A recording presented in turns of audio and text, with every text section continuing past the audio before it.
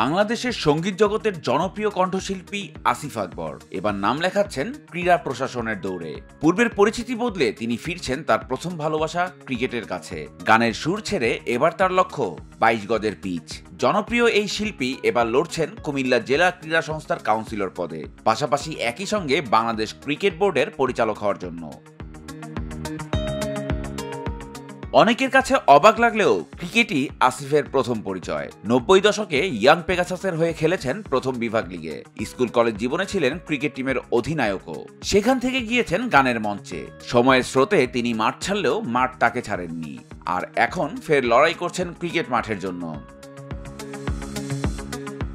কুমিল্লার ক্রিকেটের বর্তমান করুণ দশার কথা তুলে ধরে আসিফ আকবর বলেন, 6 বছর ধরে জেলায় কোনো ক্রিকেট লিগ না হওয়ায় স্থানীয় তরুণরা মাদক ও কিশোর গ্যাংয়ের দিকে ঝুঁকছে। এ পরিস্থিতিতে তরুণদের উদ্ধার করতেই তিনি মাঠে নামার সিদ্ধান্ত নিয়েছেন। তিনি বিশেষভাবে উল্লেখ করেন যে এটি তার ব্যক্তিগত আগ্রহ নয়, বরং কুমিল্লার সাবেক ও বর্তমান ক্রিকেটার এবং সংগঠকদের অনুরোধেই তিনি এই দায়িত্ব নিতে রাজি হয়েছেন।